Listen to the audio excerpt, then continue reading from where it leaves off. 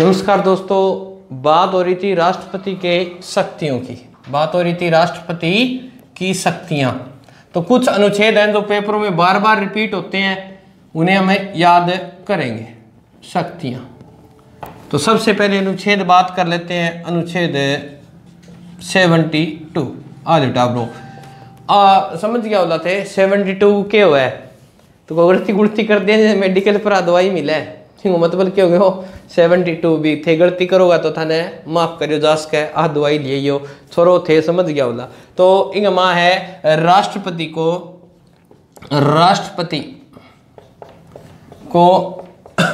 दान व क्षमा दान की शक्ति प्राप्त है। किसकी शक्ति प्राप्त है?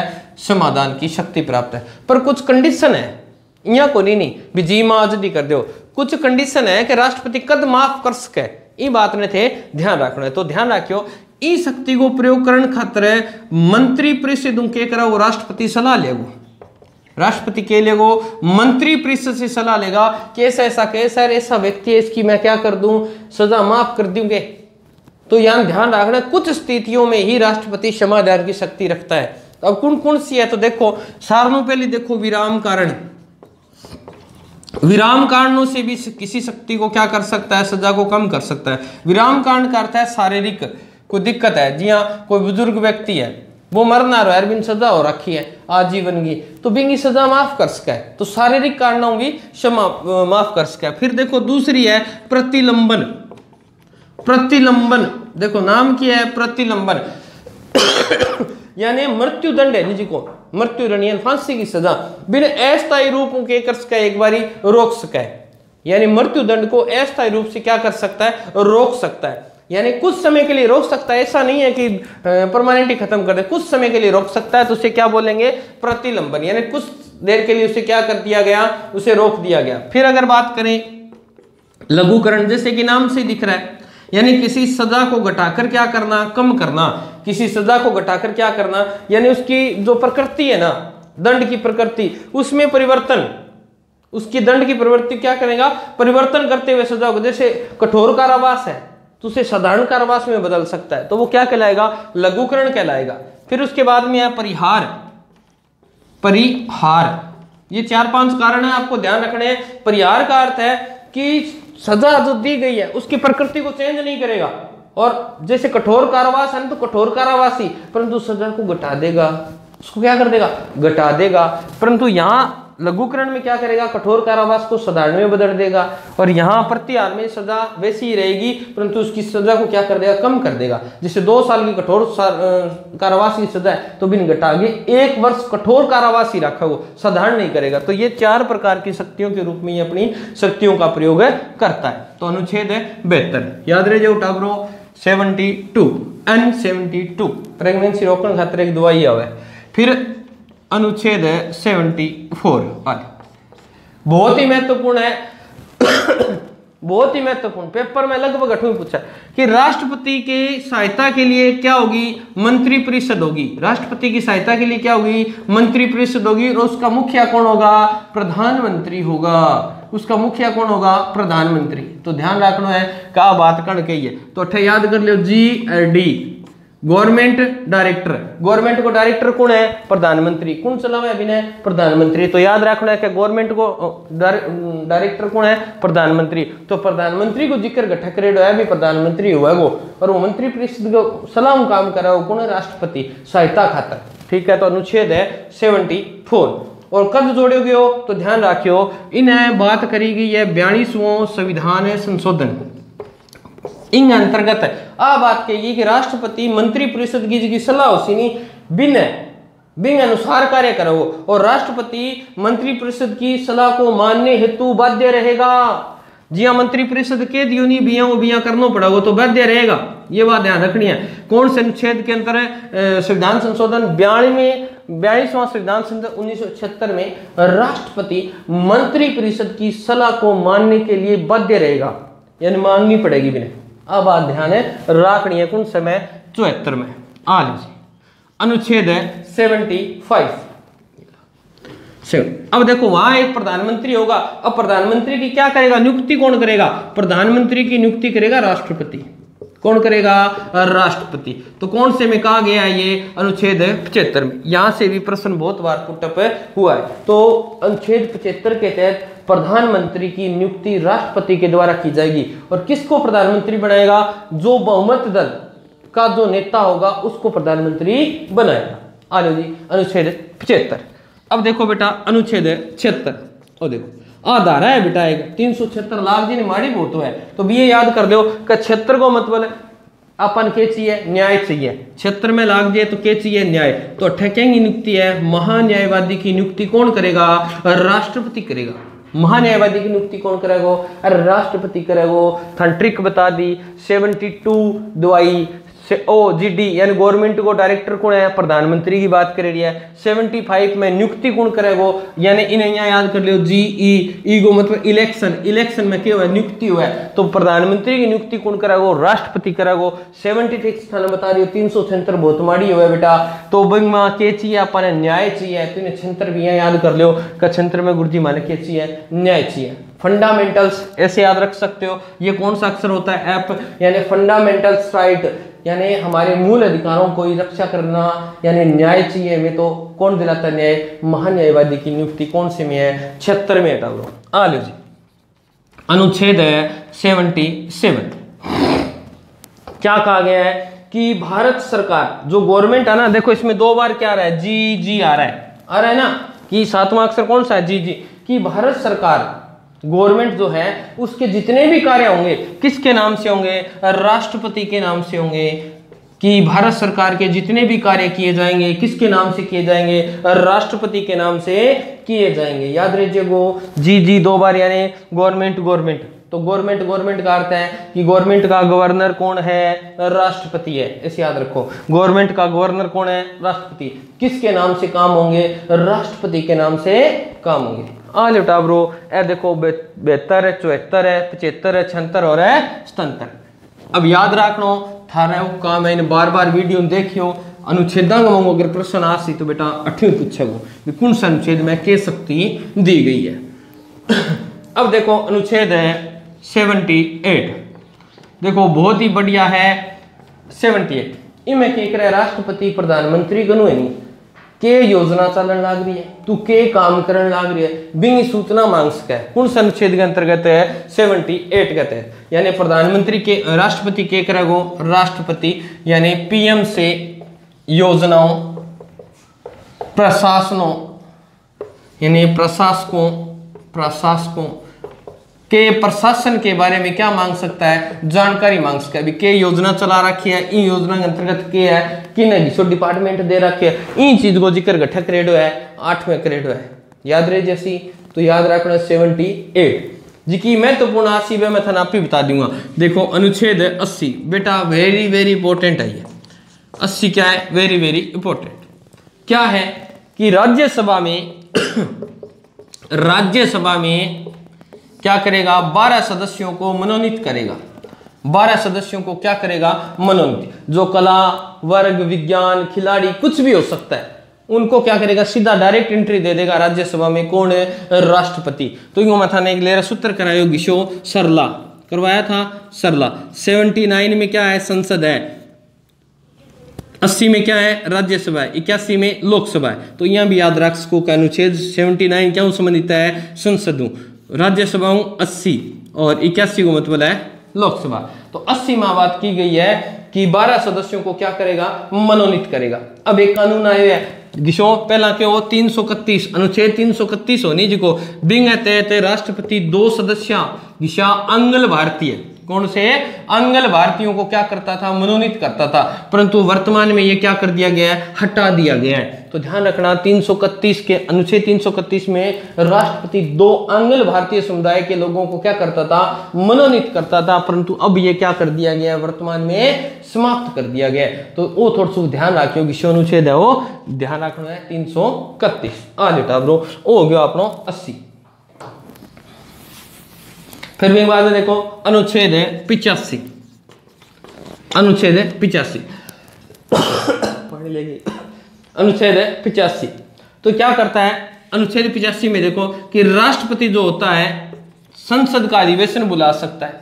संसद का क्या बुला सकता है? अधिवेशन बुला सकता है, ये पावर दी गई है। अधिवेशन का अर्थ है सत्र बुला सकता है, ठीक है, और उसकी घोषणा कर सकता है कि फलानी तारीख ने के वो संसद को अधिवेशन कर दो है। तो आ बात ध्यान रखनी है। और इंगी सिफारिश, मान लो प्रधान राष्ट्रपति है तो राष्ट्रपति का ने कौन आ जाए? प्रधानमंत्री आ जाए, और वो कह दे जी आप तो लोकसभा ने भंग करनी है, लोकसभा को क्या कर दें? भंग कर दो, यानी लोकसभा ने खिंडा दो। तो आ सकती कौन सा अनुच्छेद का तहत है? 85 में। तो राष्ट्रपति संसद के अधिवेशन को निर्धारित करता है या आह्वान कर सकता है, और प्रधानमंत्री राष्ट्रपति से लोकसभा भंग करवा सकता है। तो अब बाटा अवरोध ने ध्यान रखनी है। वो समय समय तो ध्यान ही है कि एक 6 महीना अंतर होना चाहिए, यानी कम से कम ज्यादा से ज्यादा कितना? 6 महीने का अंतर होना चाहिए। एक अधिवेशन बुलाते हैं, एक सत्र बुलाते हैं, उसके बीच में ज्यादा से ज्यादा कितने? 6 महीने, और कम में तो थे तो 2 महीना 3 महीना, तो थारो इच्छा हुई थी रख ली। फिर देखो बहुत ही महत्वपूर्ण अनुच्छेद है आगे वाला। ये क्या है? लगभग पेपर में पूछ लेता है। अनुच्छेद है अनुच्छेद 108। आज 108 थे, याद रखो क्या हूं? एम्बुलेंस हूं। आई है एम्बुलेंस, एम्बुलेंस। 108 में करते हैं कौन है? एम्बुलेंस। अभी नहीं है, याद कर लो। क्या 2 भाई है? 2 भाई है। अब 2 भाई अपना बना लियो। एक गो नाम तो राजीव है, एक गो नाम है लोकियो है, ठीक है। एक गो नाम राजीव, एक दोनों भाई कभी बने को आपस में, और घरे के टाबर खेलो, और खेल तो छातू नीचे पड़ गयो, छातू नीचे पड़ गयो। अब बताओ आपने घरे ऐसी बात हो जाए तो कितनी ना बनती है? भाज गया वहां को नहीं आवा, और फिर कितना नंबर पर फोन करा? 108 पर गाड़ी आवे और दोनों जना सागे बैठ गया। बस बेटा ही बात है।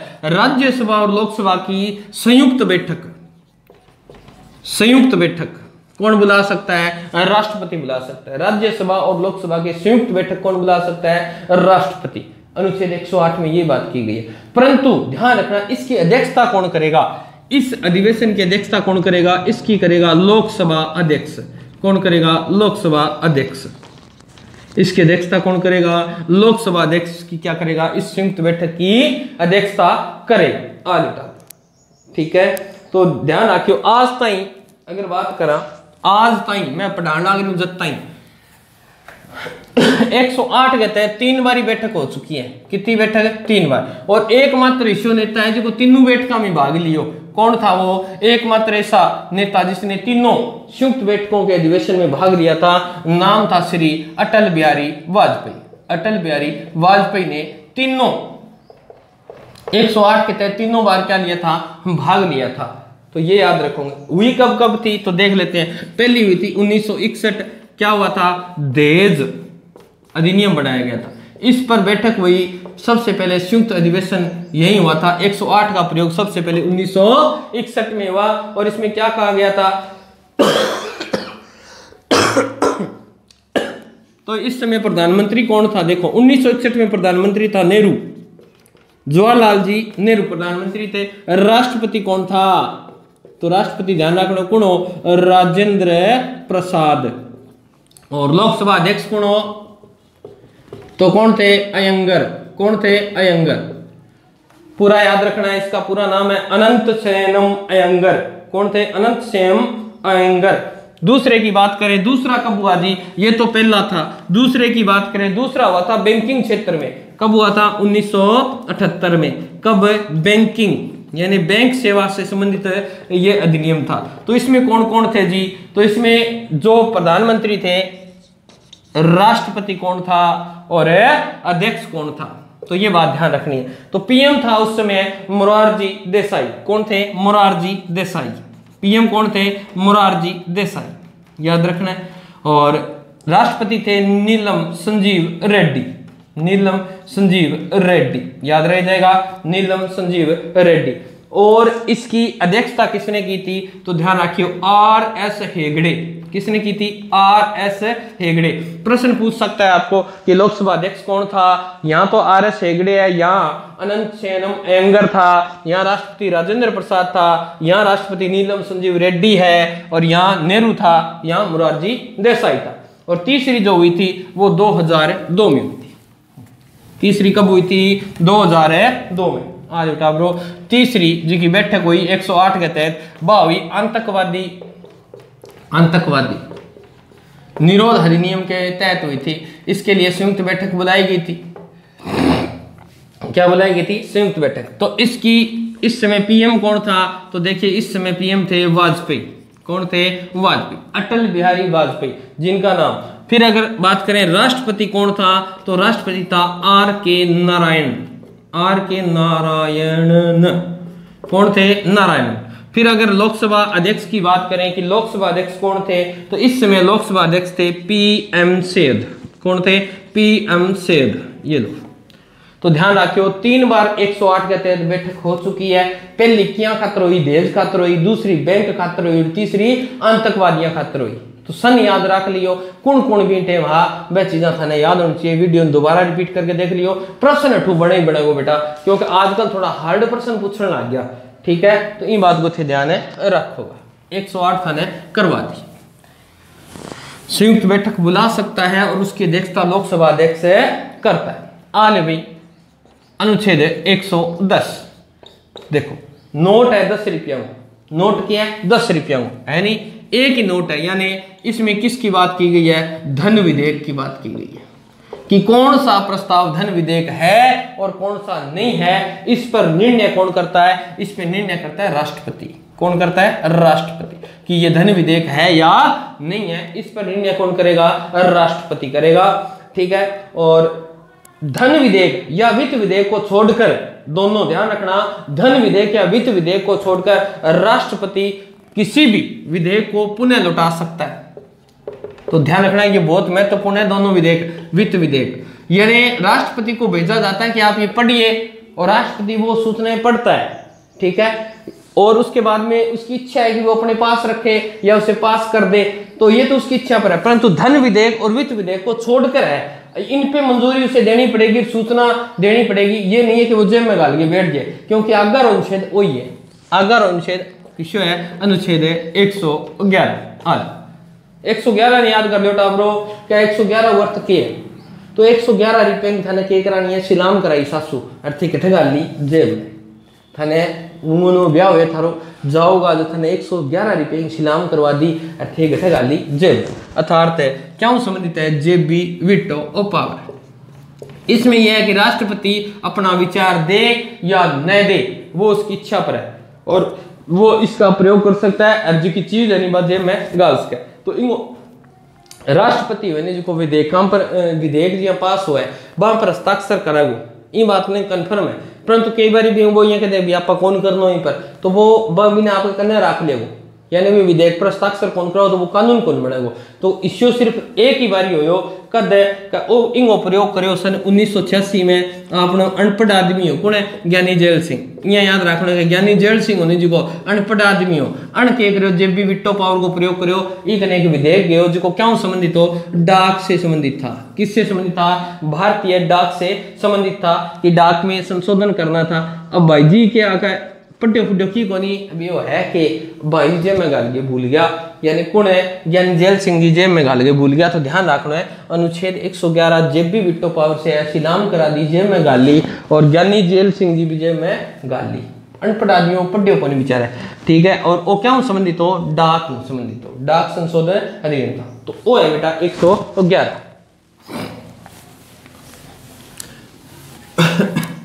111। अब देखो अनुच्छेद है बहुत ही महत्वपूर्ण है 123। 1 2 3 स्टार्ट। ये कह दो 1 2 3 स्टार्ट। यानी कब होता है 1 2 3 स्टार्ट? जब क्या होता है? संसद के दोनों सदन, संसद के कौन से? दोनों सदन, लोकसभा और राज्यसभा दोनों क्या हो? उसमें उपस्थित ना हो या उनका अधिवेशन नहीं चल रहा है। उस समय हमें ऐसे कानून की जरूरत पड़ जाए कि इन कानून बिना अपना काम कौन चल रहा है। तो बी टेम के करेगो राष्ट्रपति अनुच्छेद 123 के तहत के जारी करेगो, अध्यादेश जारी कर देगो। वो एक कानून वो रूप ही होगा, यानी वो क्या होगा? एक अध्यादेश जारी करेगा, साइन कर देगो, वो कानून में बना दियो। और वो कानून कत्ता ही वैलिड रहेगो जब तक संसद की के ना होगी सत्र ना चलेगो, यानी ज्यादा वैलिड रहेगो। तो कितना महीना तक रेस क्या है? तो 6 सप्ताह तक, यानी याद रखना है तो 6 माह ना करिए, यो 6 सप्ताह है। वेरी वेरी इंपॉर्टेंट है, ये पेपर में पूछा जाता है। आपको कह देगा कि राष्ट्रपति द्वारा जारी अध्यादेश की वैधता है, वहां दे देगा 6 माह, क्योंकि आप 6 माह को पढ़ के बावड़ा हो रहा, परंतु ध्यान रखिए 6 सप्ताह है, यानी कितना दिन होगा 6 7 42, कितना दिन तक वैलिड है वो 42 दिन तक वैलिड रहेगा। इन बात को ध्यान रखना बेटा ब्रो, बहुत महत्वपूर्ण है वो। कितना हफ्ता खातर 6 सप्ताह खातर किया याद रखना है, तो अन जोड़ो 2 और 1 3 3 और 3 6 सप्ताह, सिर्फ याद रखना 6 सप्ताह तक 123 वैलिड रहेगा, इं याद रख लियो 123 ने जोड़ लियो 6 सप्ताह तक के रहेगो वैलिड रहेगो। वो एक कानूनी हुआ है देश में कोई कानून हुआ समान ही काम करेगो, तो याद रखना है 6 सप्ताह तक वैलिड रहेगो। और 6 सप्ताह को मतलब यानी 1 महीनों कुछ दिन ऊपर हो गया बिंग बाद में 70 बैठे वो, और वो अगर कानून बढ़िया हो, राष्ट्रपति कानून बनाएगा अध्यादेश जारी करे, अगर वो कानून बढ़िया हो तो संसद में पारित हो जाएगा, वो एक कानून को रूप ले ले, अगर वो बढ़िया ना है तो संसद भी क्या कर देगी, रद्द कर देगी। तो याद रखना है इनकी वैधता कितना दिन खातर है, 42 दिन खातर है वैध। आ लीजिए अनुच्छेद 124, अनुच्छेद 124 ए बी और डी। अब एबीडी का अर्थ है कि जो सुप्रीम कोर्ट है, क्या सुप्रीम कोर्ट, उनके न्यायाधीशों की नियुक्ति कौन करेगा, न्यायाधीशों, यानी मुख्य न्यायाधीश की बात करें या इसके जितने भी न्यायाधीश हैं उनकी नियुक्ति कौन करेगा, राष्ट्रपति कराओगे, राष्ट्रपति कराओगे। याद रखियो यार, बैठा है आपने 214 है, बैठा है राज्य के अंदर न्यायाधीश की नियुक्ति 214 के अंतर्गत अनुच्छेद में करवाई गई। हाँ लेटा ब्रो, अब आओगे बहुत ही महत्वपूर्ण अनुच्छेद जिसको थारी जिंदगी का मां थे यूज करता रहे आओ, ठीक है। तो अनुच्छेद है आपनो 143, 143 का अर्थ हो गयो आई लव यू। और ये थारे दिमाग में हो, ये तो आप ई पर ट्रिक बना लेंगे। 143 का अर्थ है कि कोई छोरो है, कोई छोरो है टबरियो है, अभी उम्र में कोई ने कोई वो प्यार पूरा चक्कर पड़ गया, और प्यार और चक्कर पड़ गया तो वो इन्हें भी ने देखो वन साइड प्यार हो, एक पास छोरी ने ध्यान ही कोई, ठीक है। तो बड़ा कोई जानकार आदमी पूछो कि मैंने यार लवेरिया की बीमारी होगी, मैं क्या करूं रहा, तो सियाना आदमी नहीं पूछा को, तो सियाना आदमी भी सलाह दी कि तू यार एक काम करे, तू कोई डब्बी है माची सारी भी कोई पुचड़ी गाल के फेंक दे नंबर आएगी, अगर भी जी में हुई जो तो चक लेगी, हर तेन फोन कर लेगी, तेरे काम चल देगा, नहीं तो बात फेंक देगी। इतनी बात बता दी सियाना आदमी, और भी बाद में फिर वो भी बात में वो मानने या ना मानने बात तो भी पर है नहीं, डब्बी में फेंक कर तो लोग कहते मेरा हाथ फुटा हुआ है तू है, तो बिना अच्छी लाख से तो मान ले, नहीं तो कौन माने। अब यहाँ भारत को सारनो सियाणो आदमी कौन है, सर्वोच्च न्यायालय को कौन है, न्यायाधीश कौन है, सर्वोच्च न्यायालय का मुख्य न्यायाधीश, कौन सा मुख्य न्यायाधीश, सारनो सियाणो आदमी है। ई कण कौन जाओ, राष्ट्रपति जाओ, कौन जासी, राष्ट्रपति।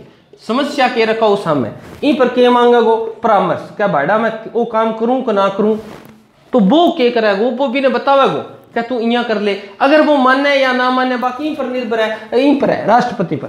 यानी सर्वोच्च न्यायालय के मुख्य न्यायाधीश से राष्ट्रपति क्या मांग सकता है, सलाह मांग सकता है, क्या मांग सकता है, सलाह मांग सकता है। तो ध्यान रखियो सलाह मांगने का अर्थ आई हो गयो कि राष्ट्रपति क्या करा, वो राष्ट्रपति सर्वोच्च न्यायालय के मुख्य न्यायाधीश को सलाह मांगे। ओ माइक पढ़ के भाई 2 मिनट रुको, यानी राष्ट्रपति सलाह मांग लेगा और राष्ट्रपति उस बात को माने या न माने, राष्ट्रपति उस बात को माने या न माने वो उसकी इच्छा पर निर्भर करेगा। किसकी इच्छा पर है, राष्ट्रपति की इच्छा पर। यहाँ कोई भी बड़ बता दियो तो मानना ही पड़ेगा, तो इसकी कोई बात को नहीं, ठीक है। नहीं राय लेने का अधिकार रखता है, मानने के लिए बाध्य नहीं है। पढ़े हुए भाई की बात है, ठीक है। फिर अनुच्छेद देखो, अनुच्छेद 260 वेरी वेरी इंपॉर्टेंट है, एनटीपीएस वालों के लिए बहुत ही महत्वपूर्ण है, क्योंकि इसमें लगभग एनटीपीएस में ये अनुच्छेद कितना लिखते हैं, 260 नहीं 280 है।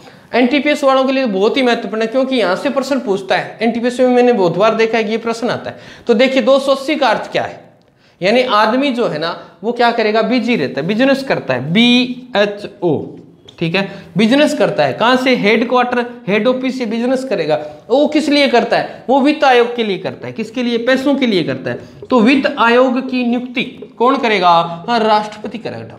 कौन करेगा ब्रो, राष्ट्रपति करेगा, ठीक है। तो 280 में क्या बात करी गई है कि राष्ट्रपति वित्त आयोग की नियुक्ति करेगा, वित्त आयोग की क्या करेगा, नियुक्ति करने का अधिकार रखे।